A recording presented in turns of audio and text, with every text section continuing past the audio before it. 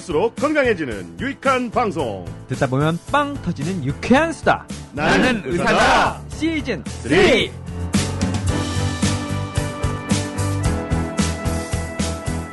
안녕하세요. 명예수다 김철중입니다. 써니 이혜선입니다. 오늘 명수다는 써니가 특히 잘 들어야 될 것 같은데요. 아, 뭔가요? 저 궁금합니다. 이 여성들이 가장 두려워하는 질환 중 하나가 바로 유방암이죠. 오늘은 유방암을 비롯해 엄마, 언니, 이모, 할머니도 알아야 하는 유방질환의 모든 것에 대해서 얘기해보려 합니다. 네. 요거 쓰면서 철중 선배가 왜 고모는 없어? 이러실 것 같았는데. 안 이거 하시네요. 요즘 모성사야. 뭐 완전히 고모, 이제, 고모는 빠졌네. 그러고 보니까. 어떻게 된 거야, 이거. 시어머니도 빠지고. 아, 그러네요. 다시. 엄마, 시어머니, 고모, 이모 다 알아야 네. 될 유방질환의 모든 것. 자, 오늘의 게스트. 오늘의 유방질환에 대해서 얘기해 주실 분은 염차경 유해과 염차경 원장님입니다. 어서 오세요. 어서 오세요. 안녕하세요. 염차경입니다. 네. 오늘 즐겁고 유익한 시간 되셨으면 좋겠어요. 네. 이런 멘트 하는 사람 처음이야. 그러니까요. 자세가 돼 있어. 네. 자, 염씨가 몇 번째요? 성씨 빈도로 치면은 뭐 박이 김채 김이 박채 이렇게 나가면은 총 성이 한 50개 되나요? 몇 개? 그러니까 약간 이게 좀 흔한 희귀성이에요. 듯 안 흔한 듯 네, 네. 요 정도 같아. 네. 잊을만 하면 염씨가 나와.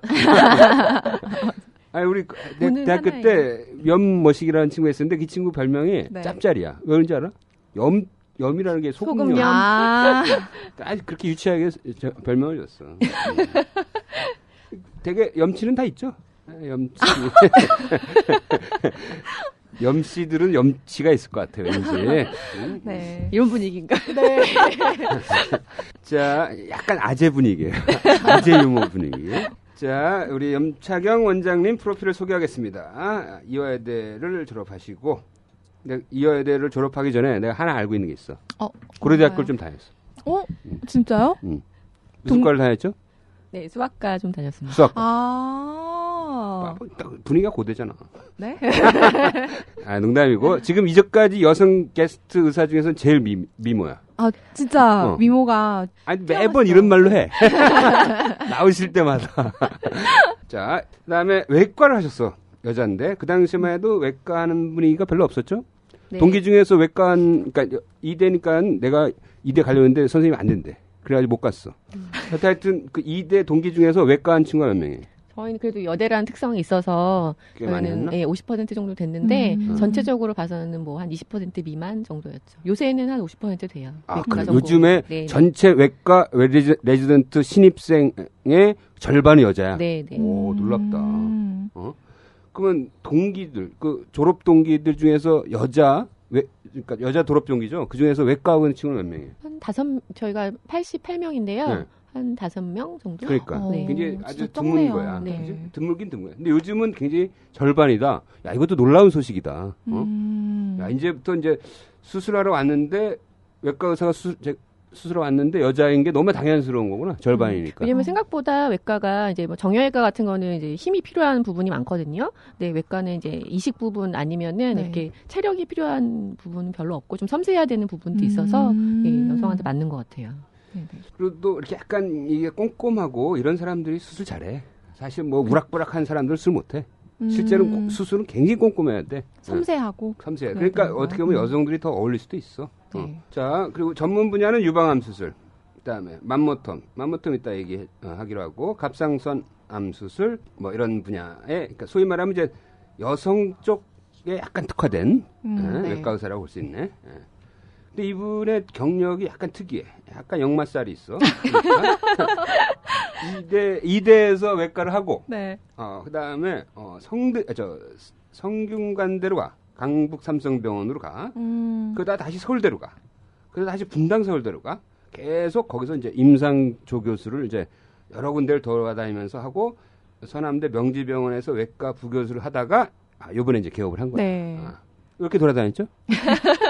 뭐 여러 가지 사연이 있는데요. 근데 뒤돌아보면 그러니까 각 병원마다 특색이 좀 있거든요. 분당서울대병원 같은 경우는 이제 최소 침습 수술, 그 로봇이나 엔도스코피 그런 목강경 이런 거에 좀 선도하는 병원이에요. 그래서 각 병원마다 가면서 제가 새로운 걸, 왜냐면 이대에서는 전임의까지 하고 나왔지만 제가 안 해본 분야를 많이 다 할 수 있어서 제가 제 입으로 말할 수 있는 건요. 우리나라에서 네. 맘모톰을 하면서 로봇 갑상선 수술을 할 수 있는 사람은 제가 거의 1호가 아닐까. 아.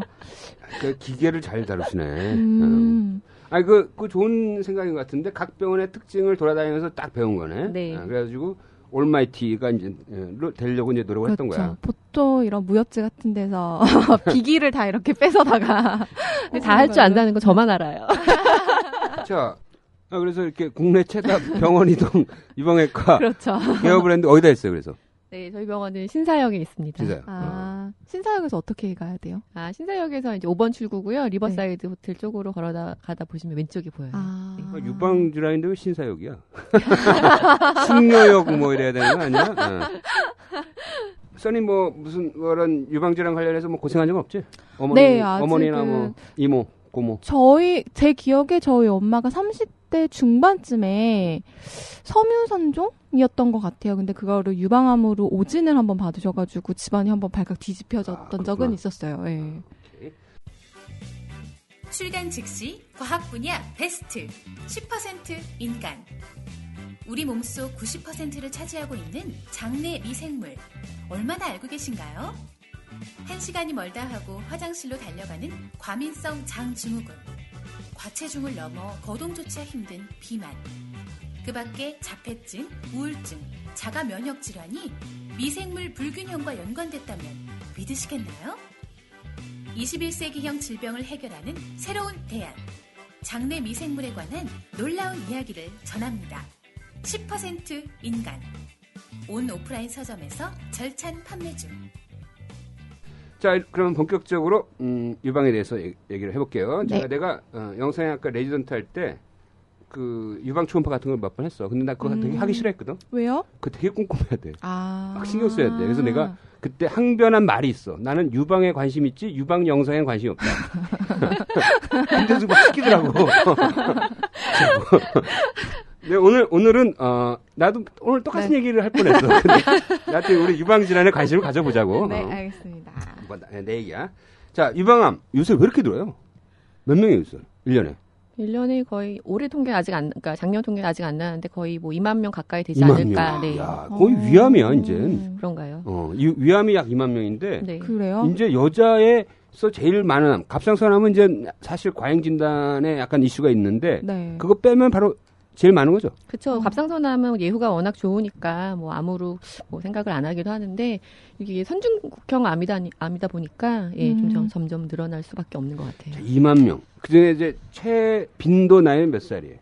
이제 우리나라 좀 특징이 다른 게요. 네. 서양은 이제 나이가 보통 이제 암이 유전자 영향 때문에 나이가 들수록 많은 게 정상인데 우리나라는 조금 특징적으로 40대가 아직까지는 가장 많아요. 네. 진짜? 네. 저게 점점 이렇게 약간 서구화된 그 타입이 네. 그 연령별 발생률 타입이 이제 서구화처럼 변해가고 있긴 한데 우리나라 아직까지 40대가 많고. 아, 그래요? 네. 야, 이거 심각하다. 네. 그럼 젊은 사람한테 많다는 얘기잖아. 그렇죠. 이제 전체 점점 늘어나다 보니까 뭐 젊은 유방암이 더 특별히 늘어나는 건 아닌데 그만큼 전체 수가 늘어나다 보니까 젊은 유방암 환자들 수도 늘어나고 있어요. 그러면 지금 예를 들어서 지금 요즘에 그 완경 나이가 몇 살이에요, 보통? 40대 후반? 50대 초반? 네, 50세 전후. 네. 그럼 그 시기에 가장 유방암이 많은. 아니죠. 40대. 그거보다 좀 더 40대 후반. 네, 그거보다 좀 젊은. 근데 내가 2013년 통계로는 중앙값하고 이제 평균값은 다르잖아요. 근데 되게 이제 평균값, 뭐 약간 49세 몇이었다고. 근데 그때만 해도, 그러니까 내가 10년 전에 네. 유방암에 취재할 때만 해도 막 굉장히 낮았어. 막 45이었다고. 이게 조금씩 올라가고는 있어. 네. 근데 하여튼 한국 유방암의 최대의 특징은 젊은 사람한테. 이게 문제야. 왜 그런 건지가 궁금해요. 왜 그런 거예요? 이건 염 선생 잘못은 아니에요. 뭐 유방암의 원인을 그걸 설명하려면 원인을 좀 알아야 되는데요.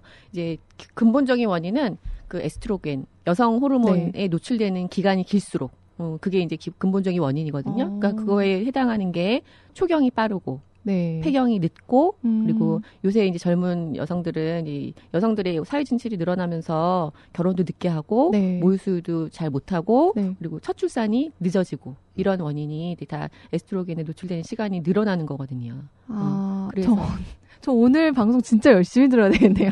son인데? 그래서 아까 제가 방송 전에 물어봤어요. 결혼하셨냐고. 저한테 20대냐고 하셨어요. 죄송해요. 아니 뭐 그렇게 보실 필요는 없잖아요, 선배님. 나도 그렇게 알고 있는데? 아, 네. 아니었어? 이건 이렇게. 오케이. 자, 그래서 이게 내가 요 약간 사회학적인 설명을 결부시키면 네. 그래서 이제 40대 후반이 제일 많은 게 이제 되게 쉽게 얘기하면은 1988이야. 응? 1988 학번들이야. 이 1988 학번들한테서 유방암이 지금 제일 많이 생기고 있는 거야. 90학번. 덕선이 그렇지. 세대.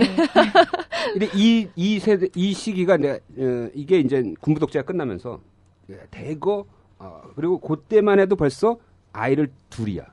둘이 맥시멈이야. 그러니까 이 집안의 딸은 엄청나게 귀한 거야.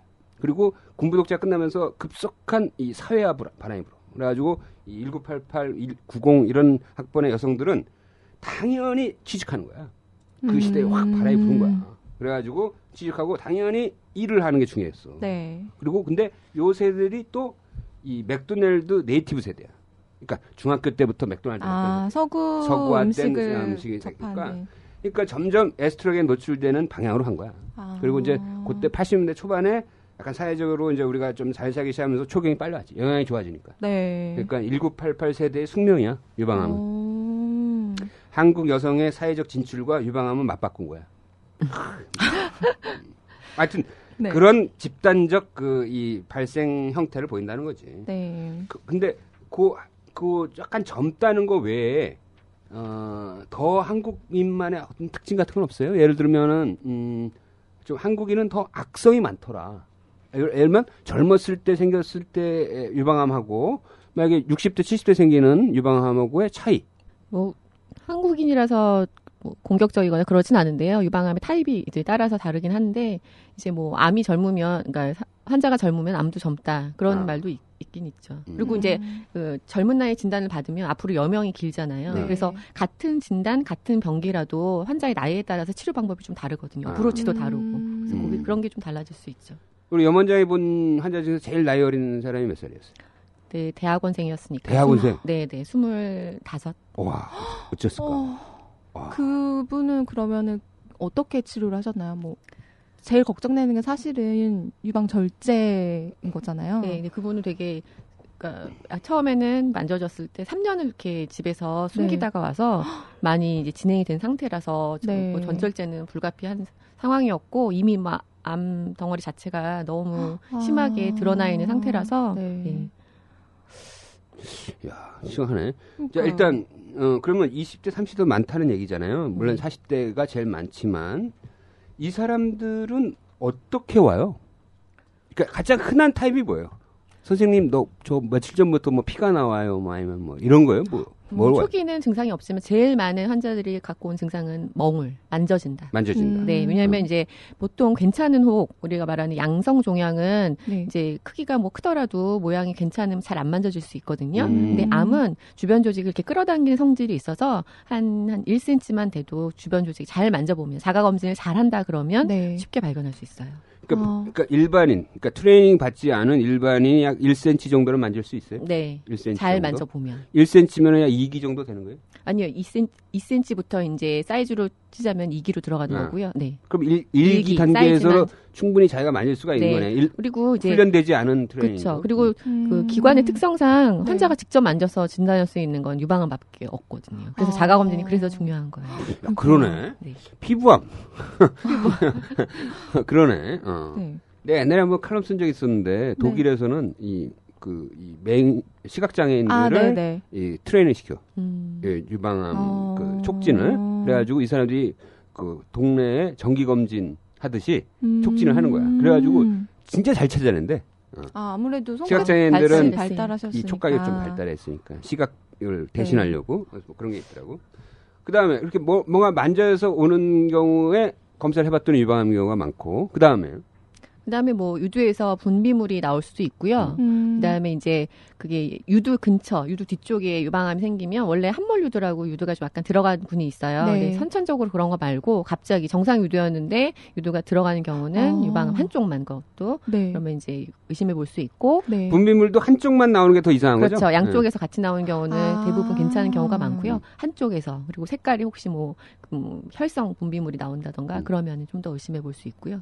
그래서 이게 여기서 이제 되게 중요한 어떤 일반인들이 들으면 중요한 어떤 컨셉인데 뭐 왼쪽 다리가 아프고 오른쪽 다리가 번갈아 아파요. 아니면 뭐 양쪽 다리가 다 아파. 이건 사실 괜찮은 거야.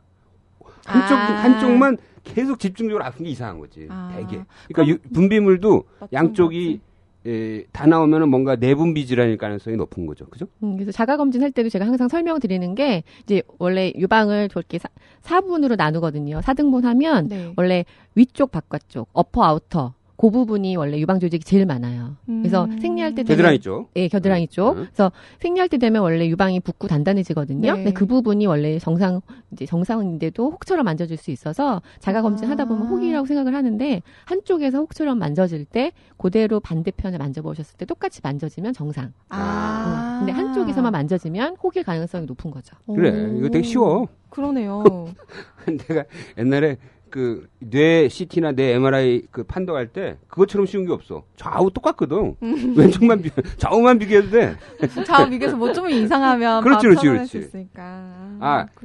그렇게 세 가지가 제일 크게 이제 이상하다고 왔는데 이제 암이라는 진단을 받는 심한 경우. 경우에는 염증성 유방암이라는 그 종류가 있는데요. 그러면 피부가 이제 염증처럼 빨갛게 변하고 이렇게 줄껍질처럼 이렇게 네. 변하는 경우도 있고요. 부종 때문에 예, 피부 변화가 오는 경우도 있어요. 통증은 어때요? 통증? 그러니까 통증은 별로 없어요. 보통 이제 제일 그냥 유방외과, 유방 클리닉에 찾아오시는 분들이 유방이 아파요 이렇게 오시는 분이 많은데요. 암이 통증하고 연관될 경우는 아주 심해서 아주 진행돼서 이제 암 조직이 신경까지 침범한 경우, 그러니까 별로 없습니다. 통증 때문에 오는 경우는. 자기가 유방을 만져봤을 때의 그러니까 일종의 이제 스탠다드 내 유방의 정상적인 탄력도나 뭐 안에 내용물들의 그런 굴곡도 이런 것들을 언제 딱 느껴야 되는 거예요? 생리랑 관련해서. 보통 이제 생리 때는 붓고 네. 그 단단해지기 때문에 보통 생리 끝나고 한 3일에서 5일 정도? 그리고 생리 끝나고. 그쵸. 끝나고. 그때가 가장 부드러워져서 검사해도 이제 덜 아프고 제일 부드럽게 만져지고 잘 더 좀 정확히 알 수 발견할 수 있겠네요. 있고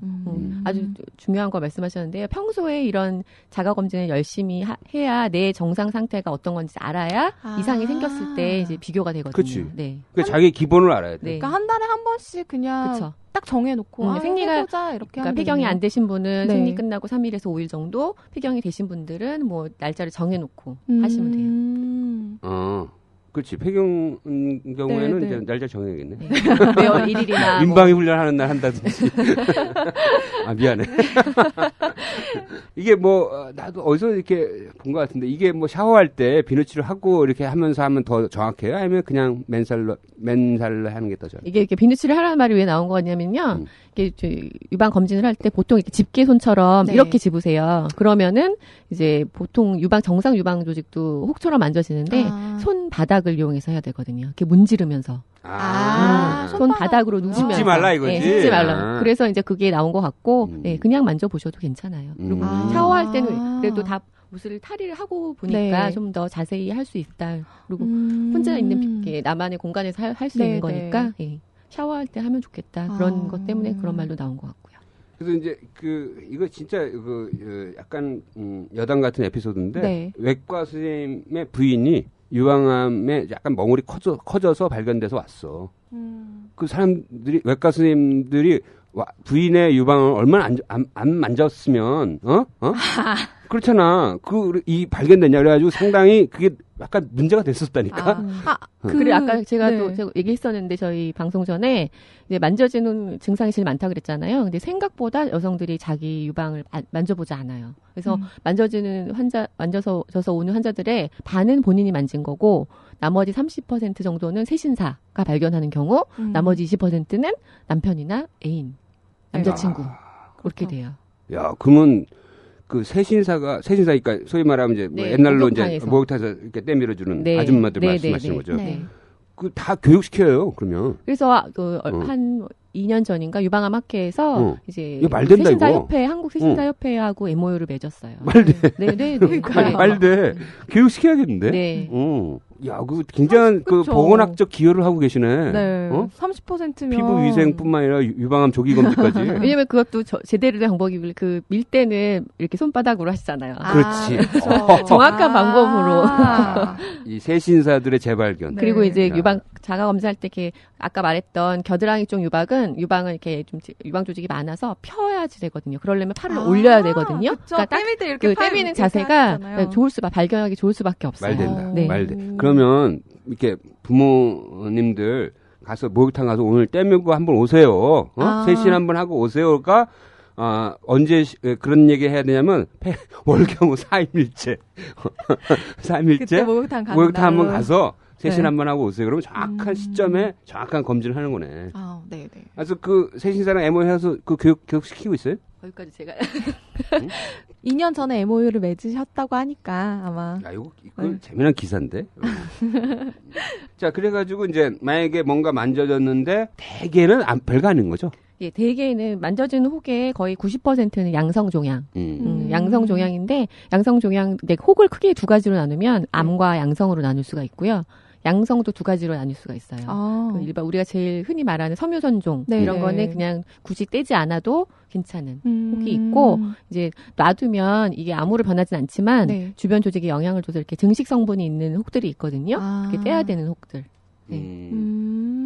대부분은 안 떼도 되는 혹이 네. 대부분을 그럼 차지합니다. 그냥 자연스럽게 사라져요? 사라지진 않지만 네. 이제 주기적으로 지켜보고 커지지 않고 그대로 있으면 놔두고 증상이 있는 경우에는 네. 이제 수술이 필요할 수도 있죠.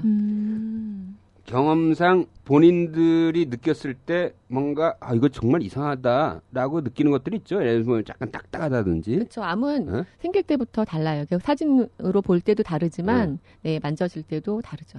좀 딱딱하고. 네, 많이. 그러니까 주변 조직에 아까 말씀드렸듯이 이렇게 주변 조직을 침범하기 네. 때문에 그 양성 조직은 되게 고무 같아요. 잘 움직여요. 만질 때도 이렇게 많이 움직이거든요. 근데 그 암 조직은 고정돼 있어요.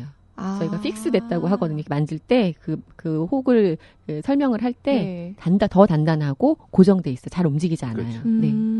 근데 여기서 중요한 게 왠지 그런 생각이 드는데 내가 본인이 만졌다 해서 아무것도 안 만져졌어. 괜찮아. 그렇다고 안심해서는 안 되는 거 아니에요? 그렇죠. 네. 그렇잖아. 그러니까 그 암을 예방하는 적극적인 방법이 없기 때문에 제일 좋은 2차 예방이 초기에 발견하는 거거든요. 그 초기에 발견하는 게 작았을 때 발견하는 거고 네. 더 중요한 거는 만져지기 전에 발견하는 게 진짜 조기 발견이거든요. 그러기 위해서는 이제 정기 검진을 이제 빠뜨리면 안 되시죠. 그러니까 또 암 중에서도 이렇게 약간 덩어리를 형성하지 않고 이렇게 퍼지는 것도 있으니까 그렇죠. 네, 그런 것들은 만진다고 해서 발견하기 어려울 거 아니에요. 그렇죠. 네, 이렇게 혹을 그런 형성하지 것도 않고 네. 이제 그 유방 촬영을 하다 보면 석회화라는 게 있어요. 유방에도 돌이 생기거든요. 네. 그래서 칼슘이 침착되는 건데 그 석회화의 모양에 따라서 네. 이제 암을 의심할 수 있는 게 있고 상피대암 같은 경우는 혹 없이 네. 그렇게 미세 석회화로 나타나는 경우가 있기 때문에 네. 자, 그러니까 이렇게 열심히 만지고 조기 검진하는 거는 조기 검진 그러니까 병기가 낮을수록 생존율이 월등히 높으니까 이제 하는 거잖아요. 그죠? 네. 보통 약 유방 암만 떼는 게 몇 기 정도죠? 그러니까 뭐 겨드랑이나 이렇게 뭐 유방 전체를 절제하거나 이러지 않는 그냥 혹만 피할 수 그러니까 있는 암덩어리만 떼낼 수 있는 그러니까 게. 그 병기를 결정하는 게 네. 혹의 크기 네. 하고 이제 그 유방암이 제일 먼저 퍼지는 게 겨드랑이 임파절이거든요. 네. 그래서 임파절이 전이가 됐냐 안 됐냐 그리고 다른 장기로 전이가 됐는지 안 됐는지 그 세 가지를 네. 가지고 기준으로 해요. 근데 크기만 보고 결정을 한다면 2cm 기준으로 1기, 2기가 나뉘어요. 자, 그 정도 수준이면 현재 우리나라 치료에서는 생존율이 얼마예요? 뭐 1기면은 거의 95% 이상이라고 하시면 2기는 2기는 한 80% 러프하게 보면 그 정도 되고요. 네. 일단 열심히 매달 만지는 것도 굉장히 중요하고 그다음에 네. 정기 검진 하는 게 중요한데 문제는 내가 이제 약간 전문가적 딜레마인데 네. 유방 촬영술 이제 엑스레이 아, 유방을 맞아요. 눌러서 네. 엑스레이 찍는 거 말인 거 그건 네. 이제 누구나 다 알잖아요. 네. 다 찍잖아. 근데 젊은 사람이 이거 찍으면 약간 위험할 수도 있거든. 그러니까 이 자체가 리스크가 올라간다니까. 방사선 피폭 때문에. 그래서 20대는 찍으면 안 돼. 그렇게 돼 있어 가이드라인에. 20대는 찍지 않습니다. 그러니까 네, 찍지 찍으면 안 않는 게 되는데 맞습니다. 일부 뭐 몰지각한 의원에서 20대를 유방 촬영술 하더라니까. 그 20대들은 절대 찍으면 안 된다고. 그 자체가 이 피폭량이 많아. 그러면은 고위험, 그러니까 뭐 유전성 유방암의 이 가능성이 높거나, 그러니까 고위험군이면은 25세부터 보통 찍을 네. 수도 있는데요. 보통 20대는 찍지 않고 초음파로 뭐 만져져서 오거나 증상이 있어서 오면은 초음파 검사로 충분해요. 자, 오케이. 자, 그러면 이제 우리나라는 아직도 30대 유방암이 많다고 그랬잖아요. 그럼 내가 이제 30대야. 그럼 나 유방암 나 진짜 그러니까 검진을 겁나. 받아야 되나? 그럼 어떻게 해야 돼요? 일단 자가 검진 열심히 하고 그다음에 이제 뭐 증상이 있거나 네. 그러면은 이제 와서 유방 클리닉 와서 검사를 하는데 이제 30대가 되면은 이제 유방 촬영이 같이 들어가긴 하거든요. 네. 그래서 유방 그거는 촬영과 1년에 한 번? 2년에? 아니죠. 그 유방 검사를 해봐서 이상이 없으면 한 30대는 매년 하실 필요는 없고요. 아. 네, 한 뭐 2, 3년에 한 번 네. 하시면 되고 자가 검진 열심히 하시면 네. 되고 유방암학회에서 권고하는 가이드라인은 40대부터 매년 전문가의 진찰과 유방 촬영을 정기적으로 하는 게 이제 40대부터. 그러면 이게 이제 예를 들어서 이제 뭐 유방 촬영술을 해보신 분들은 다 알 텐데 내가 네. 한번 그런 적 있어. 병원에 신문사에 있는데 우리 후배 여기자가 선배, 우리는 이제 보통 선배라고 그쵸, 그러잖아. 선배라고 어? 하죠. 네네. 선배, 내가 건강검진했는데 내가 자기 유방이 치밀하다는 거야. 어. 그러면서 치밀 유방이라고. 치밀 유방. 네. 이게 은근히 많아 우리나라. 야, 몇 프로죠? 거의 제가 보기에 그러니까 30대 동양 여성 네. 치밀 유방이라는 뜻이 뭐냐면요. 유방을 찍으면 그 유방 촬영은 이렇게 음영으로 나와요. 지방은 까맣게, 유방 조직은 하얗게. 네, 근데 동양 여성은 거의 지방이 없기 때문에 서양 네. 사람들을 찍으면 거의 까만 바탕에 뭐가 생기면 암이나 혹이 네. 생기면 거기서 이제 하얀 사진 하얗게 보이거든요. 네. 근데 서양 사람들은 유방 촬영만 해도 된다는 게 혹이 잘 보여요. 근데 동양인들은 거의 90% 이상이라고 보시면 돼요. 그래서 그 대부분이 유방 조직을 차지하기 때문에 네. 그 혹 같은 게 작으면 잘 안 보이고. 아니, 근데 우리나라 여성들이 좀 치밀해. 그래서 그 치밀인 경우에는 이제 아주 조기 유방암을 찾기 어렵잖아요. 그런데 의심이 되는 경우에는 초음파를 하는 거예요. 네, 초음파를 하고. 근데 초음파를 하면 잘 찾아야죠. 혹은 잘 찾아질 수 있고요. 근데 그러면 왜 치밀 유방이라서 안 보이는데 왜 찍느냐? 네. 근데 아까 말씀드렸던 그런 석회화는 이제 초음파에서 아주 크지 않으면 초음파에서 안 보여요. 그래서 두 가지를 같이 하는 것이 우리나라 여성들은 놓치지 않는 좋은 방법. 이게 중요한 포인트 같아. 한국 여성은 약간 그 조직적 특성과 이런 발생학적, 역학적 특성 때문에 네. 좀 비교적 30대 중후반이면 적절로 이제 검진을 받아야 되는데 치밀 유방이니까 초음파를 해야 되고 또 석회화가 어떤 유방암의 조기 사인이니까 네. 석회화를 보려면 또 유방 촬영술도 해야 되는 거야. 그러니까 돈이 들더라도 사실을 엄격하게 하려면 유방 촬영술하고 초음파를 같이 해야 돼. 근데 내가 안타까운 거는 내가 초음파 검사 해봐서 아는데 네. 이 초음파 아무 데나 가서 하면 안 돼. 잘하시는- 진짜 잘하는 데 가서 해야 돼. 내가 봐도 놓친다니까? 그건 아, 그렇지 않아요? 네, 왜냐면 초음파는 이게 움직이면서 하는 검사이기 때문에 정말 검사자에 되게 의존할 수밖에 없거든요. 그래서 이게 혹이 있다고 다 조직 검사를 하는 게 아니고 네. 조직 검사를 해야 되는 혹인지 조직 검사 결과를 보고도 이걸 떼야 되는 혹인지를 잘 진단하고 판단할 수 있어야지 제대로 치료를 할 수 있으니까요. 그래서 가능한 한 이제 영상의학과 중에서 그쪽 유방질환만 약간 전담하는 의사가 있는 곳 또는 유방외과를 완전히 이제 표방해서 주로 이쪽 분야의 환자들만 보고 있는 곳. 요 두 개 정도가 좀 안심이 되고 네. 나머지 미안한 얘기지만 그냥 뭐 이렇게 산부인과인데 뭐 이것도 곁다리로 한다든지 이런 데는 다른 검진을 할 수 있는데 초음파만은 조금 불안해. 내가 전문가 봤을 때. 그래서 유방 이거는 전문 외과 개원이라 할지라도 그렇지. 그런 곳을 찾아가야 이런 거 뭐 되는구나. 인증은 없어요? 유방암 학회에서 하는 유방 인정이 있어요. 아, 그래? 있고 지금 이제 요번에 유방외과 인정이 세부 전문. 세부 전문의. 네네. 아, 그런 거 네, 있어요? 네. 그럼 간판 보면 되겠네. 선생님은 네, 제가 1회고 지금 네. 요번에 이제 2회 지금 접수만 받고 있다고. 옛날에 했던 분들은 어떻게 되는 거야? 그분들도 다 이제 재작년인가 작년. 아, 다시 이수해가지고. 네, 처음 생겼어요. 지금 아. 국가에서 인정하는 그 세부 전문의는 유방외과 인정의는 처음 생겼어요. 자, 그래서 이제 검사를 했는데 뭔가 의심스러운 부분이 생기면 그 다음 단계는 뭐예요? 이제 조직 검사 이제 영상으로 봐서 이제 보통 이제 단계를 나누거든요. 혹이 있으면 네. 그래서 그냥 봐도 되는 혹과 이제 약간 암이 의심되는 아니 그런 혹이 있고 그다음에 이거는 정말 암일 가능성이 높은 혹. 그래서 약간 의심되는 단계부터 조직 검사를 해요. 조직 검사하는 방법도 여러 가지가 있는데 예전에는 뭐 한 80년대에는 이제 새침 흡입 검사라고 그냥 주사기를 뽑는 방법이 있었는데 요새는 많이 안 쓰고요. 왜냐하면 정확하게 충분한 조직을 얻어야 우리가 이제 그 정확한 진단이 나오기 때문에 요새는 이제 핵생검이라고 좀 충분한 조직을 얻을 수 있는 조직 검사 방법이 있고요. 그다음에 아까 말했던 혹을 형성하지 않고 석회화만 있는 경우에는 그런 경우에는 좀 조직 검사 방법이 좀 복잡한데요. 예, 그런 거는 이제 초음파로 찾을 수가 없기 때문에 수술 방법도 있고 아니면 이제 그 부분을 위치를 결정을 해서 찾는 방법도 있고요. 예, 여러 가지가 있습니다. 그래서 이제 암이 발견되면은 이제 수술의 범위가 결정을 하고 요거부터는 이제 전문가 영역으로 넘어가는 거죠. 네. 그죠? 예, 그 단계까지는 이제 본인이 적극적으로 이것을 검진 활동에 참여함으로써 조기 발견할 수 있는 거지만 그 이후로는 이제 약간의 그 전문가 영역인데 그래서 유방암 수술을 받게 되는 사람들의 최대의 관심이 의외로 더군다나 젊은 여자들이 많이 걸리잖아. 우리나라는 의외로 보건 수술을 할 수 있느냐 없느냐야. 아, 그쵸. 재건술. 의외로 재건술을 이거는 이거를 결정하는 거는 의사의 취향이에요? 환자의 원하는 거예요? 아니면 어떻게 되나요? 재건 수술이요? 네, 재건 수술. 재건 수술을 이제 보통은 처음에 생각해야 되는 게 동시에 재건을 할 것이냐, 그러니까. 유방을 절제하면서 아니면 몇 년 지나고 유방을 절제 수술을 하고 몇 년 지나고 할 것이냐, 그걸 따져야 되는데요. 그 초기 유방암 1기, 2기까지는 동시에 재건을 해도 돼요. 왜냐하면 잘 치료를 했다고 해도 전체의 한 20-30%는 재발을 하기 때문에 예쁘게 재건해놨는데 재발하면 안 되잖아요.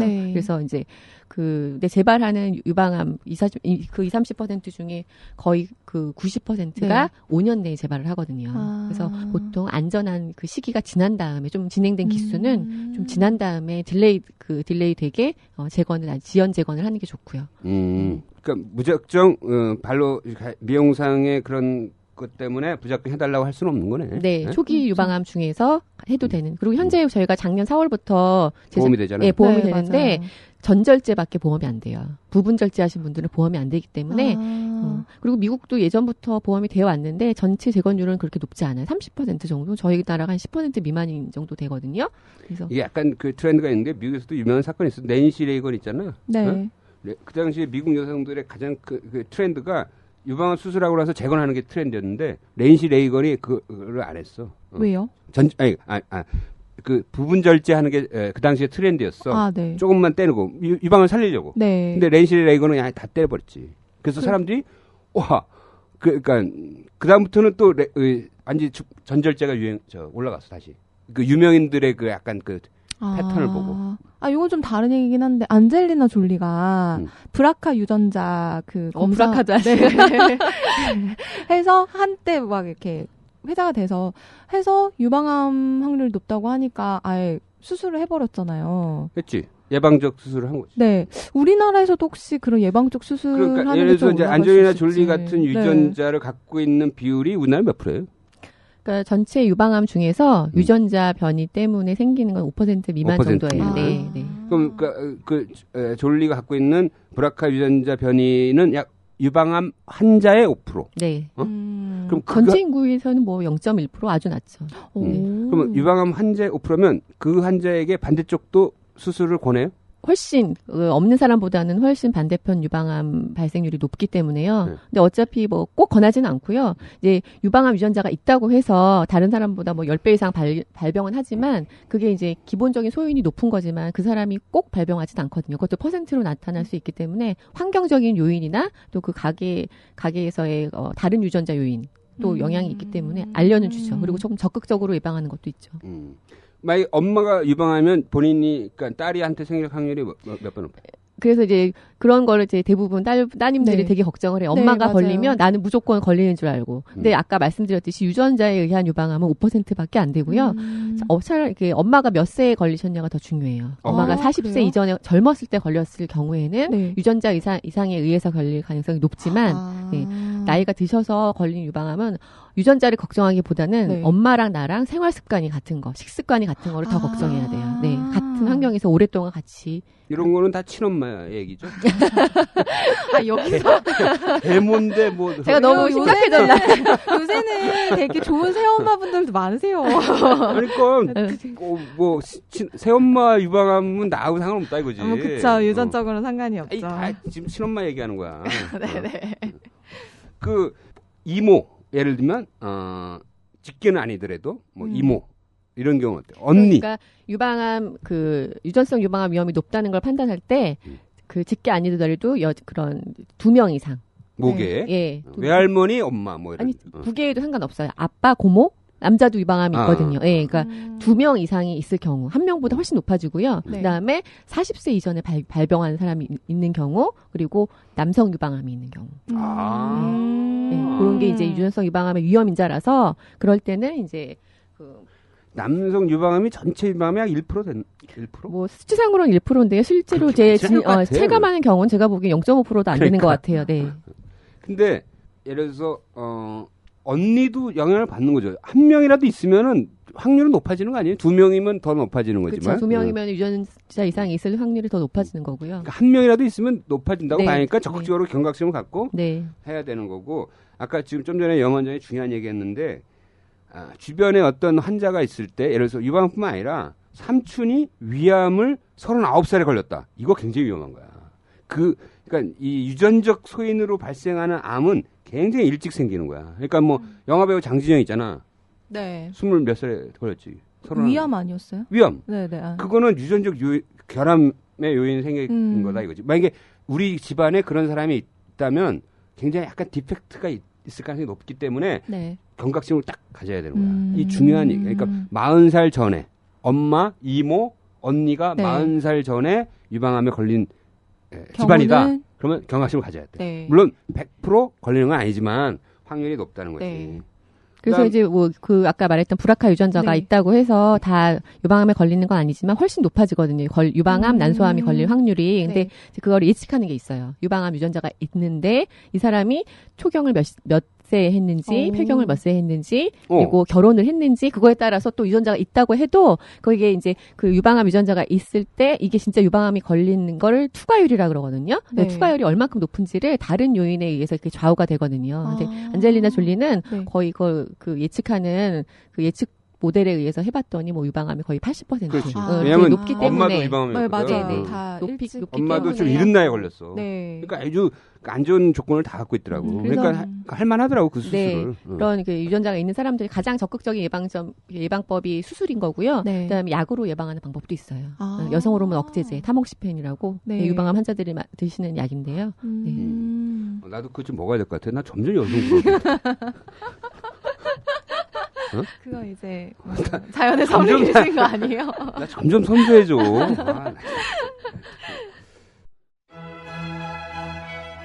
서울대병원 재활의학과 정선근입니다. 이번에 100년허리라는 책을 출간하였습니다. 허리 보증 기간을 100년으로 늘리는 방법을 소개한 책입니다. 우리 국민의 80%가 요통과 디스크로 고통받고 있습니다. 나쁜 운동, 나쁜 치료법은 통증과 디스크를 악화시킬 뿐입니다. 100년허리 만드는 좋은 운동, 좋은 자세를 배운다면 수술 없이 요통과 디스크를 치료할 수 있습니다. 디스크 치료의 새로운 패러다임을 이 책 한 권에 가득 담아봤습니다. 100년허리, 사이언스 북스에서 출간되었습니다. 자, 우리 약간 속설 같은 거 한번 우리 검증해보자. 네. 유방이 크면 유방암이 더 잘 걸려요? 아무래도 면적이 크니까 확률이 높아지는 거 아니에요? 그렇진 않고요. 안 그래요? 네, 상관은 없습니다. 최근에 뭐 어떤 연구에서는 뭐 유방 크기를 결정하는 유전자 중에 뭐 유방암 유전자와 연관된 게 있다 이런 뭐 논문도 있긴 했지만 직접적인 연관은 없습니다. 그다음에 그 성형 수술 예를 들면 뭐 실리콘 넣었어. 네.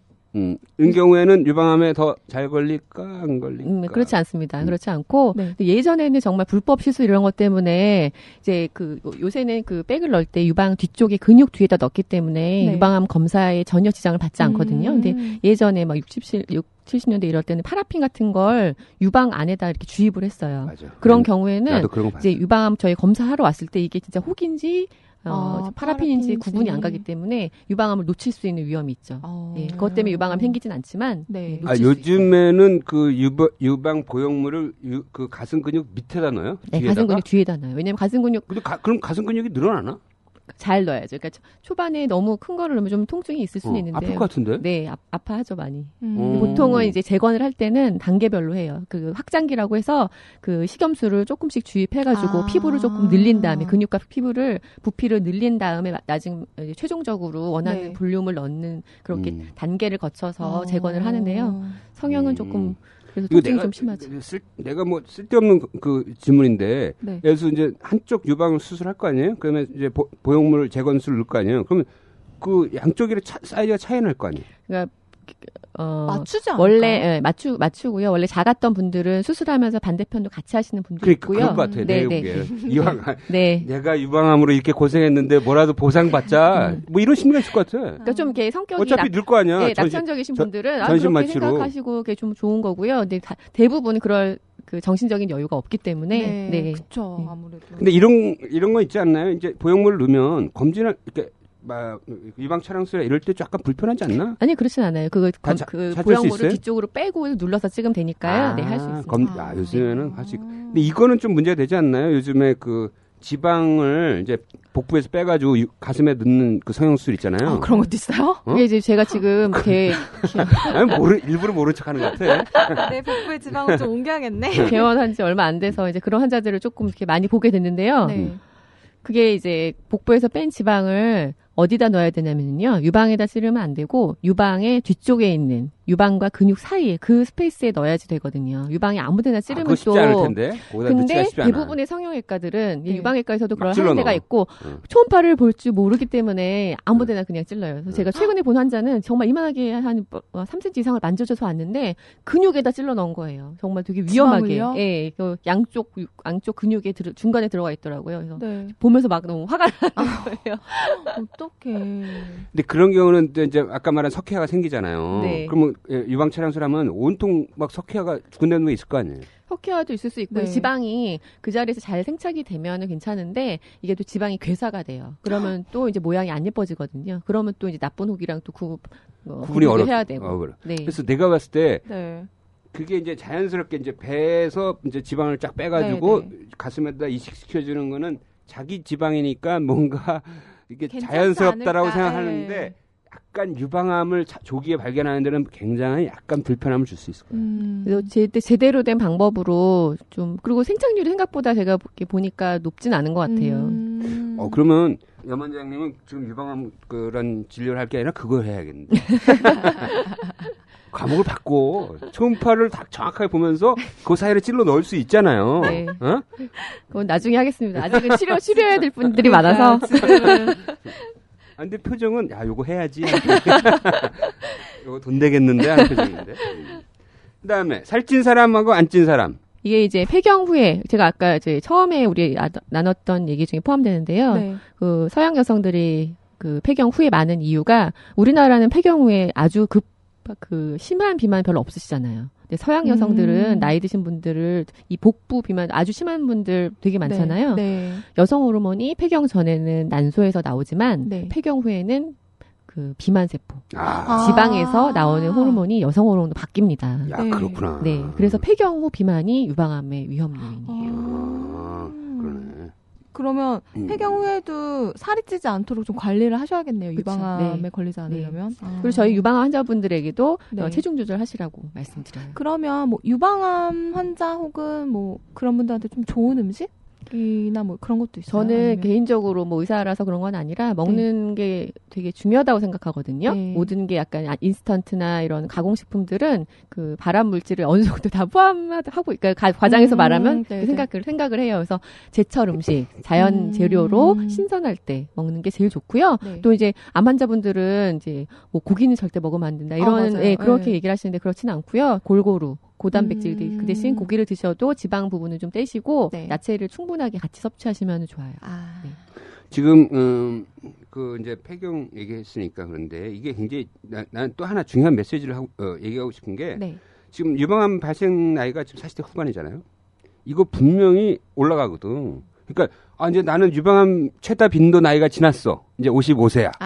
라고 안심하는 게 아니라 그 세대가 더 위험해지는 거야. 이제 점점. 이게 계속 이제 나이가 들수록 유방암 빈도는 올라가는 거야. 그래서 40대 후반에 지금 현재 제일 많이 생기지만 앞으로는 50대, 60대, 70대까지 계속 유방암에 대해서 그 경각심을 가져야 돼. 정기검진 해야 되는 거죠. 네. 그 염 원장이 제일 많이 본 나이는 몇 살이에요? 아무래도 40대 후반에서 50대 초반이 제일 많죠. 그러니까 그러니까 유방암 환자로 제일 높았던 고령, 환자. 제일 높았던 환자. 제일 경험한. 제가 경험하는 분들은 할머니 한 없어요? 83세? 아, 진짜. 유방암이 걸리는 거예요. 네네. 똑같은. 네네. 40대에 걸린 유방암 똑같은. 네. 네, 네, 그런 이제 경우 생기는 거예요. 네. 평생 좀 자가 검진도 열심히 하고 그래야 되겠네요. 이번에 제가 이제 출연했던 그 몸신에서도 네네. 엄앵란 씨가 이제 진단을 아, 받으셨잖아요. 맞아요. 거의 네. 81세신가? 맞아요. 예.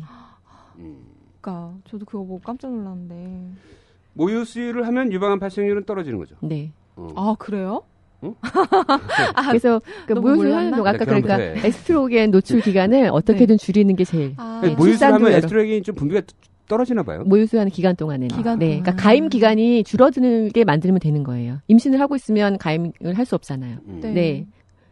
아, 이게 되게 좀 딜레마라고 해야 되나? 여성들이 제일 두려워하는 두 가지가 하나가 폐경, 하나가 유방암이잖아요. 근데 얘네 둘 동전의 양면 같은 느낌이 지금 드는데요. 방송 듣다 보니까. 폐경이 된 이후에는 에스트로겐의 노출은 안 될 건데 아니에요. 그냥 가요.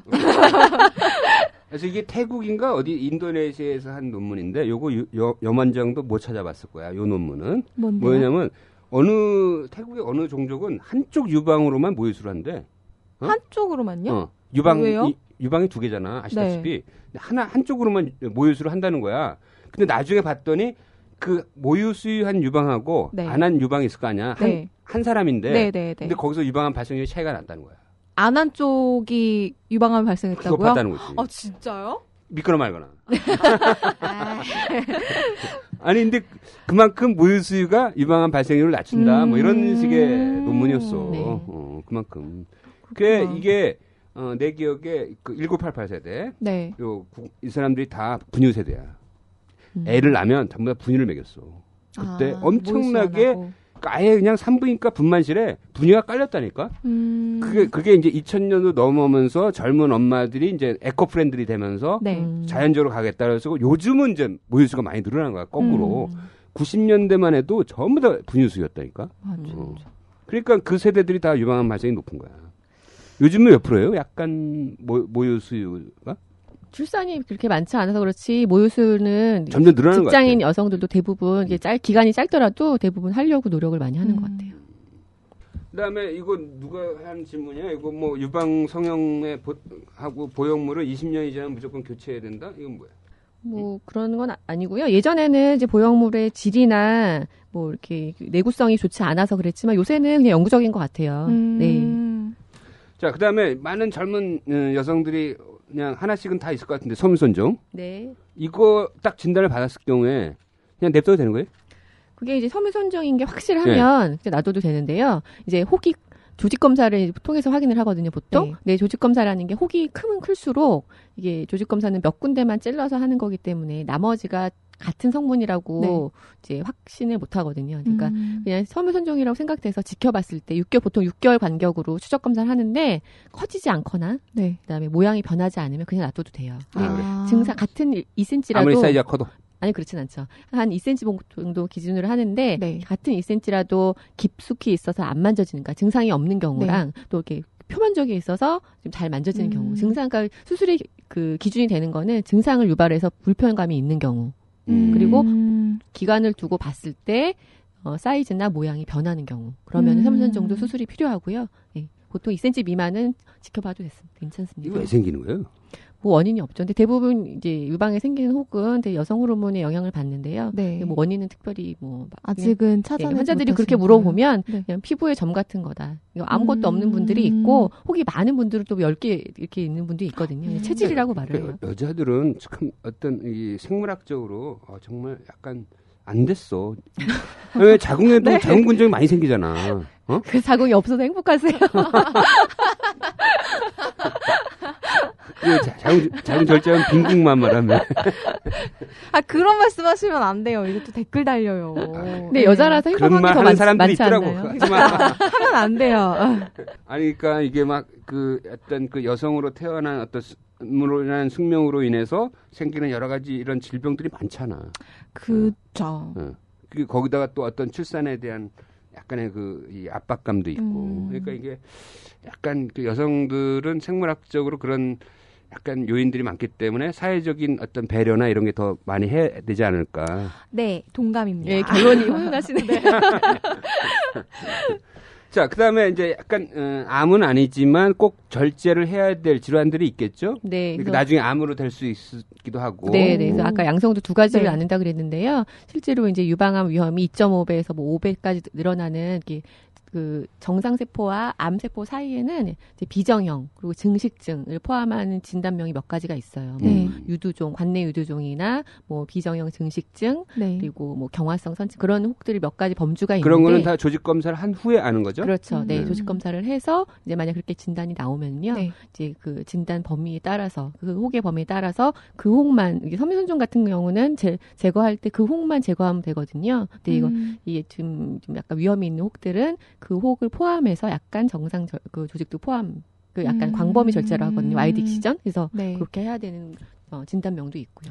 그럴 때 아주 요긴하게 쓰이는 그게 이제 맘모톰인 거죠. 네, 네. 네. 요거 진짜 궁금해요. 맘모톰이 뭔지. 이제 요즘 젊은 사람들은 다 알더라고. 아. 맘모톰. 뭔가 유방에 뭐가 있으신 분들은 네. 경험을 해보셔서 이제 들어본 단어일 텐데요. 이제 모르시는 분도 많아요. 근데 요새는 왜냐면 아까 말씀드렸듯이 유방에 생긴 혹의 거의 90%는 양성이거든요. 네. 그리고 그 중에 대부분도 떼지 않아도 되는 혹인데 떼야 될 경우에 그 유방이라는 게 뭐 모유수유하는 그 기관이기도 하지만 여성의 네. 상징이잖아요. 근데 그렇죠. 암도 아닌데 유방에 상처를 남기면서까지 제거할 필요는 없잖아요. 네. 그래서 이제 상처 없이 오. 처음에 맘모톰이 개발될 때 이제 조직 검사 기구였어요. 조직을 충분하게 떼자. 네. 원래 조직 검사 하던 기구보다는 조금 더 이게 충분한 조직을 뗄 수가 있거든요. 네. 지금은 더 거기서 한 단계 발전해서 네. 이제 수술 대신 종양을 적출할 수 있는 이제 그런 굵기의 그런 이제 퀄리티 기계가 나왔어요. 그게 이제 어디로? 어떻게 보면 이제 바늘 끝에 네. 이렇게 굴착기 같은 약간 테크놀로지가 있어가지고 딱 버튼을 누르면 네. 거기서 이렇게 윙 돌아서 네. 조직을 안에서 빼오는 네, 안에서 이제 아. 칼날이 자르면서 그다음 네. 안에 이제 진공이 걸려요. 그거를 이렇게 석션 이렇게 흡입하면서 네. 혹을 없애는데 이것도 이제 중요한 거는 맘모톰을 해야 되는 혹과 네. 안 해도 되는 혹을 구분하는 게 꼭 필요한 혹만 하는 게 중요하고요. 네. 뗄 때 이거는 수술을 대신하는 거기 때문에 절대 남기면 안 됩니다. 아. 그리고 아까 말했듯이 그 혹만 제거하느냐 아니면 그 혹의 주변까지 제거하느냐. 재발을 위험을 막기 위해서 좀 광범위하게 절제해야 되느냐 이것까지 포함하면요 이제 암 말고는 다 치료할 수 있습니다. 오케이. 그러면 예를 들어서 이제 암이 될 우려가 있는 조직을 맘모톰으로 뗄 경우에 이거는 이제 치료 목적으로 하는 거잖아요. 네. 이런 경우에는 건강보험이 적용되나요? 건강보험은 적용이 안 되고요. 아직까지 맘모톰은 환자가 다 부담해야 돼요? 실비보험으로 대부분 요새 이제 대부분 다 실비보험이 있으시거든요. 네. 그래서 그 치료 목적의 맘모톰은 다 실비보험으로 커버가 돼요. 실비보험이 없으면 하여튼 돈을 다 내요. 그렇죠. 네. 되게 얼마예요, 보통? 보통 병원마다 이게 다르겠지만. 이게 일회용 기계고 아. 예, 환자 한 명한테 새로 쓰는 기계라서 보통 그 기계 값이 되게 비싸요. 그래서 100만 원 넘는 게 보통 다. 한 번 시술에? 네. 이건 어디로 들어가는 거예요? 이게 그러니까 그 치매 굵기가 한 6mm 정도는 되거든요. 그래서 네. 6mm 정도는 남는다고 보면 되는데 보통은 이제 그 혹의 위치에 따라 다른데 그래도 앞에서 볼 때 네. 지금 잘 안 보이는 방향으로 들어가려고 노력을 하죠. 네. 그렇구나. 요것도 약간 기술이 필요할 것 같아요. 많이 필요해요. 왜냐면요. 제가 이제 항상 제 의사 친구들한테도 말하는데 네. 보통 이제 복강경을 이용해서 수술하는 그 맹장 수술 있잖아요. 네. 그런 걸 레지던트 할 때 한 30개 정도 하면 이제 어느 정도 자신 있게 할 수 있어요. 러닝 커브라는 게 네, 있는데. 러닝 커브죠. 그렇죠. 예, 전문 용어로. 그러는데 맘모톰은요. 한 100개는 해야 돼요. 왜냐하면 여기 요거 얘기 되네. 왜 그러냐면요. 네. 아까 말했던 치밀 유방 있잖아요. 네네. 이거는 뚫기가 정말 어려워요. 진짜? 네, 왜냐하면 그 정도로 치밀해요? 단단해. 네, 그 정도로 치밀 단단한데요. 네. 이 섬유손종 떼야 되는 맘모톰으로 떼야 되는 대부분의 여성들은 20, 30대거든요. 정말 치밀한 유방이고 또 우리나라 브레스트 특징이 크지 않아요. 네, 그래서 이 맘모톰 공간이 좁아. 네, 공간이 좁아서 이거 들어갈 때 이거를 힘 조절을 못하면 초보자들은 반대편 피부를 뚫을 수도 있고요. 오 마이 갓. 네, 그런 경우 있어요. 그리고 오. 이게 아까 제가 진공을 걸어서 뚫렸네? 한다 그랬잖아요. 네.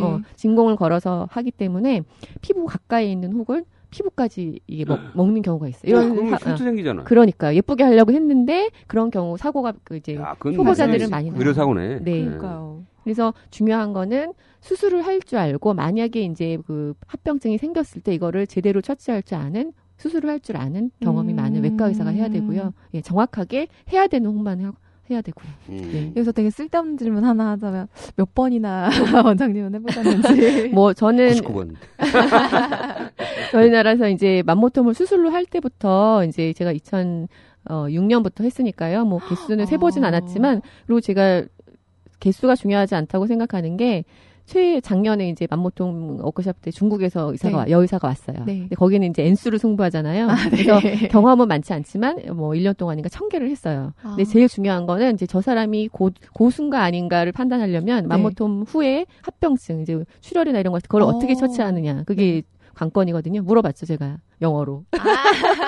너 블리딩 케이스 있을 때 어떻게 했느냐. 예전에 저희도 처음에 이제 블리딩, 왜냐면 이렇게 유방이 걸어 다니면은 흔들리는 기관이기 때문에 출혈이 있을 수가 있어요. 네. 압박하지 않나? 압박을 하더라도 지연 출혈. 압박을 보통 이틀 정도 해놓거든요. 근데 압박대를 떼고 나서 움직였을 때 지연 출혈이 될 수가 있어요. 맘모톰이라는 게 수술이랑 다른 게 수술을 하면서 이제 그 전기 소작기로 지지거든요. 그렇죠. 지혈을 할 수가 있는데 맘모톰은 그냥 잘라내기만 하기 때문에 누르는 게 다예요. 그래서 그런 단점도 있긴 하거든요. 그래서 그럴 경우에는 지금은 다 맘모톰으로 다시 들어가서 그 혈종을 제거하면 돼요. 근데 초반에는 저희가 외과 의사들도 이제 당황하고 그리고 유방의 그 혈종이 아니 근데 사이즈가 작으면 흡수되는데요.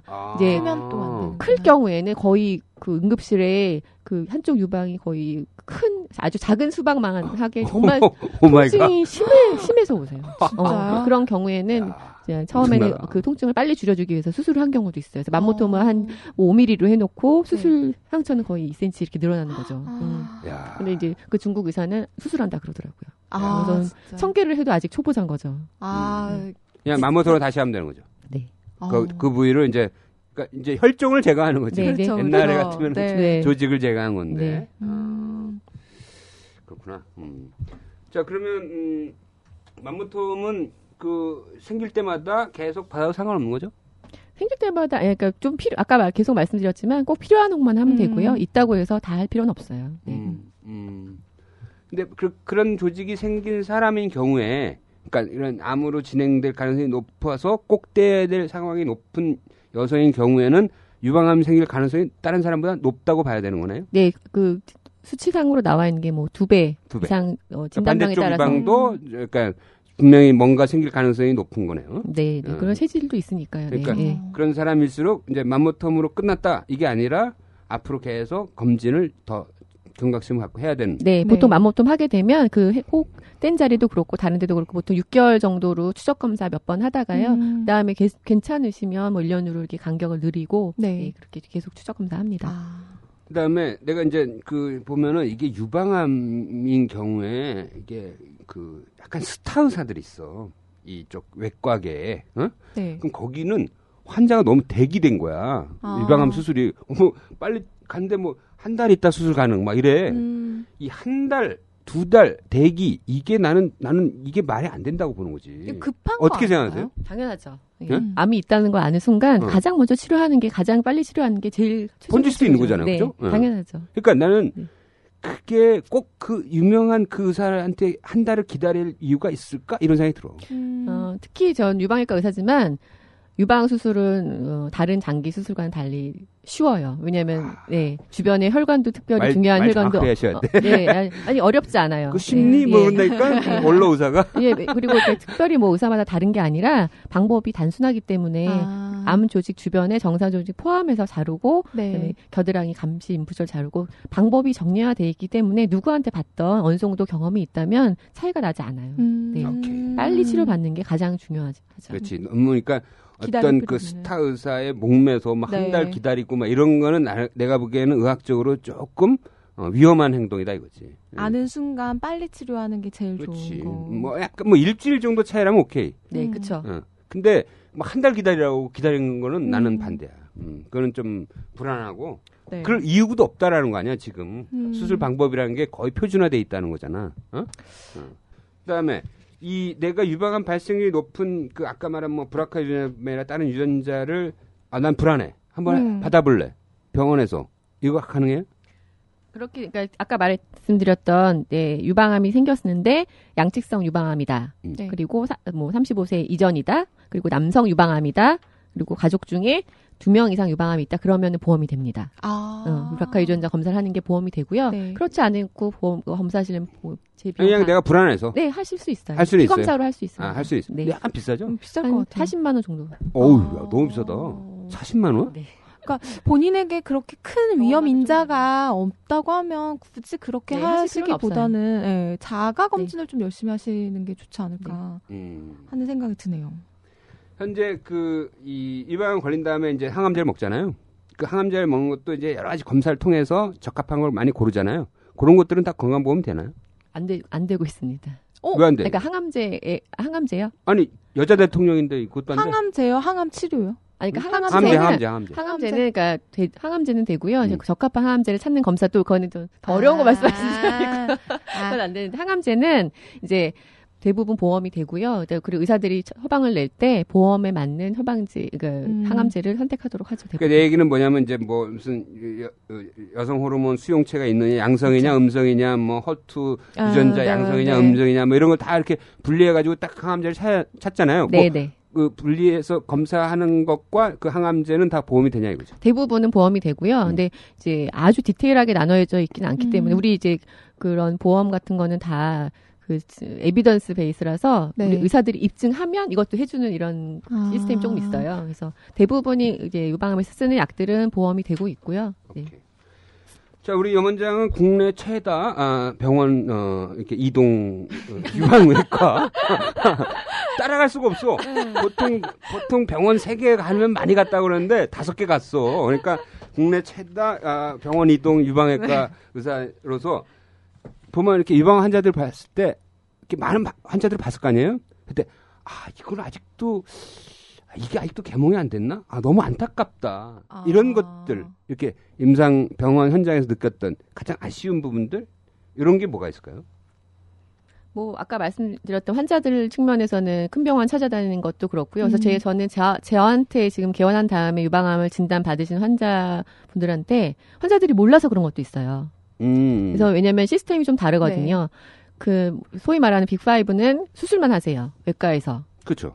제외한 나머지 선생님들은 직접 항암 치료 같이 하시거든요. 네. 저는 유방외과 의사고 직접 항암 치료를 하는 의사였기 때문에 그게 환자분한테 훨씬 좋아요.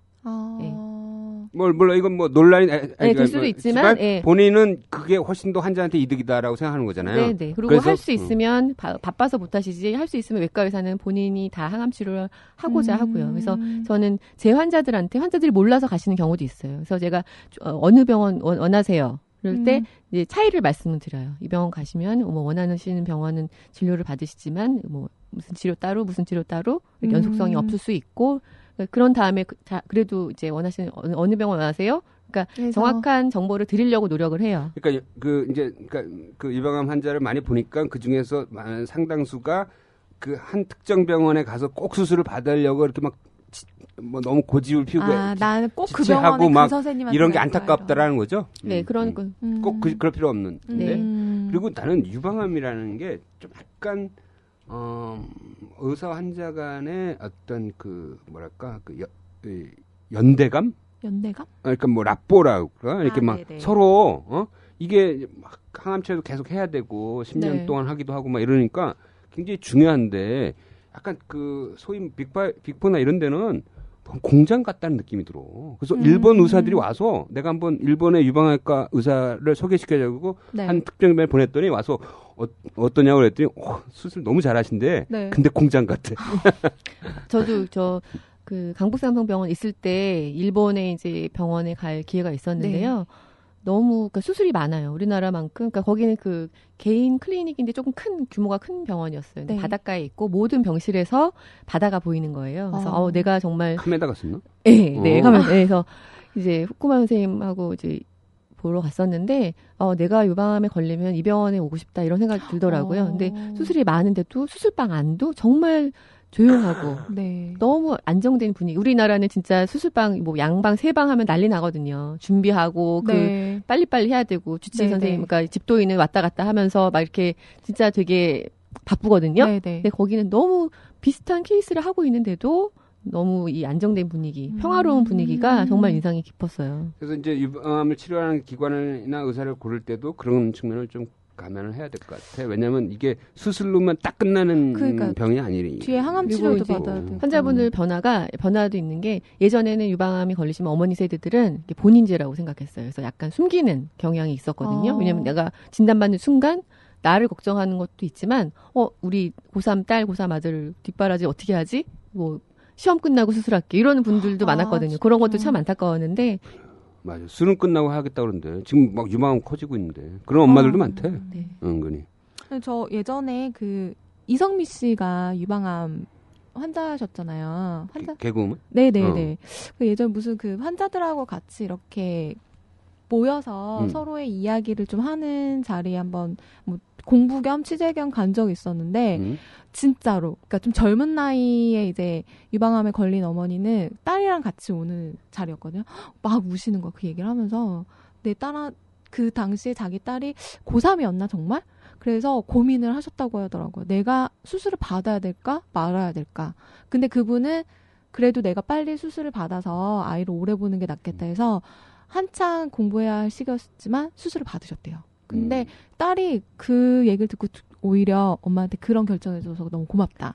그렇게 얘기를 하더라고요. 유방암의 특징상 이게 이제 다른 암과 달리 이제 여성성을 좀 상실하는 부분도 있잖아요. 네. 그래서 주변 분들 지지가 되게 중요하거든요. 그래서 저는 항상 진단 말씀드리는 날 항상 보호자분들 같이 오시라 그래요. 가족들도 같이 알고 같이 도와줘야 보통 항암 치료하고 방사선 치료하면 한 수술에서부터 6개월 정도 걸리거든요. 네. 되게 긴 시간이에요. 그리고 이게 그 걸리는 시점이 되게 이제 40대 후반이니까 네. 아이들이 아직 그 어리다고 되게 그쵸. 고등학생이거나 대학생 네. 그리고 그 이제 그 집안의 이제 핵심적 그 엄마지 엄마 아내이자 엄마가 암에 걸리니까 이거는 굉장히 가족 간의 어떤 여러 가지 문제를 일으켜 그리고 그러니까 그래서 이게 결국은 이 패밀리 서포트가 있어야지만 네. 이게 굉장히 잘 낫는 병이에요. 그러니까 정말 그게 중요할 것 같더라고요. 그리고 그래서 미국에서는 그런 패밀리 서포트를 다 교육을 시킨다고 하더라고요. 암 환자들을 다 데리고 와가지고 가족들을 다 데리고 와서 교육을 시키고 그리고 특히 이제 40대 중반이면 애들이 어리거든. 네. 근데 애들의 특징이 뭐냐면 애들은 엄마가 아프면은 자기가 잘못한 줄 알아. 왜냐면 엄마가 그랬거든. 엄마가 맨날 그랬거든. 너 숙제 안 해서 너 숙제를 그렇게 안 하니까 엄마가 병이 생기지 맨날 이랬는데 실제 엄마가 병이 생긴 거야. 그러면 내가 숙제를 안 한 그래서 엄마가 암에 걸렸구나 이렇게 생각한다니까. 그래서 그게 실제로 사실이더라도 교육은 그렇게 시키면 안 돼. 그럼 우리나라도 그런 교육하는 프로그램이 있어요? 이제 유방암 학회 내에 생존자 연구회가 이제 생긴 지 얼마 안 됐고요. 이제 유방암 학회 할 때도 이제 서바이버 세션이 생기고 있는 이제 추세예요. 요거를 좀 조선일보에서 홍보나 이런 걸 하셔야 되는 거 아니에요? 일단 지금 새신사 근데 뭐 이제 유방암 서바이버들 많이 보시잖아요. 네. 그런 사람들 보면은 나는 이제 이게 어떻게 암의 아이러니야. 역설이지. 뭐냐면 그 과정을 견딘 사람들은 너무 행복해. 그러니까 이게 암이라는 게 시련이지만 그 시련을 견딘 사람들은 굉장히 행복해. 우리보다 행복하다니까. 우리보다 훨씬 더 인생을 풍요롭게 살아. 좀 감사하며 살고. 감사하며 살고 그냥 하늘 보고 막 저 하늘 꽃 보고 막 있고 이 세상의 모든 것들을 아주 따뜻하고 감사하게 생각하면서 산다니까. 또 유방암은 또 다른 암보다 환우회가 많이 발달돼 있거든요. 그래서 그 환우들끼리 같이 이제 모임도 하고 동호회 활동도 하고 그래서 즐겁게 사시는 것 같아요. 거기서 에너지를 좀 얻으실 것 같아. 그럼요. 네. 왜냐하면 훨씬 그 건강, 그 식습관이나 운동 이런 것도 같이 신경을 쓰고 하니까요. 네. 오히려 또 그렇게 사시는 분들이 재발률이 더 낫지 않을까요? 그렇죠. 네? 모든 병의 근원이 스트레스니까요. 아무래도 이제 몸을 많이 움직이시고 그런 것도 공유하고 그런 에너지 있는 분들이 훨씬 더 좋죠. 자, 오늘 굉장히 나하고 상관없는 남성 유방암도 있으니까 하여튼 유방 질환에 대해서 알아봤는데 우리 마지막 정리 차원에서 염 원장이 꼭 강조하고 싶은 거. 네. 건강하게 사는 게 이제 한 집안에 암 환자가 생기면 많이 달라지더라고요. 그래서 건강하게 행복하게 사는 게 가장 중요하니까요. 그리고 스스로 자기가 이제 자기 몸을 사랑하시고 아끼고 잘 살펴보시고. 맞아. 네. 자기 몸을 아껴야 돼. 그러니까요. 나는 내 몸에 내가 한 짓을 생각하면 나는 그냥 감옥 가야 돼. 나 무기징역이야. 요새 그래서 좀 형량을 덜려고 노력 중이시라고. 형량 좀 덜어야 되나? 감형 받아야 돼. 그리고 이게 유방암 예방에서 운동이 굉장히 효과가 좋지 않나요? 네, 그러니까 유방암 환자들한테도 이제 일주일에 2번 이상, 30분 이상 땀날 정도로 운동하시라고 권유를 해드리는데요. 예방적으로 몸에 좋으니까요, 운동은. 네. 그러니까 비액티브 해야 돼. 비액티브. 그래서 뭔가 밝고 건강하고 활동적이고 이러면은 이제 그게 삶도 풍요로워지고 유방암도 예방이 되는 그런 거예요. 자, 오늘 명수다 정말 알찬 내용으로 후끈해졌네요. 자, 우리 엄마, 시엄마, 이모, 고모, 할머니, 친할머니, 외할머니 다 포함해서 유방 질환에 대해서 모든 것을 알아봤습니다. 오늘 염차경 유해과의 염차경 원장님 감사합니다. 감사합니다. 감사합니다. 네.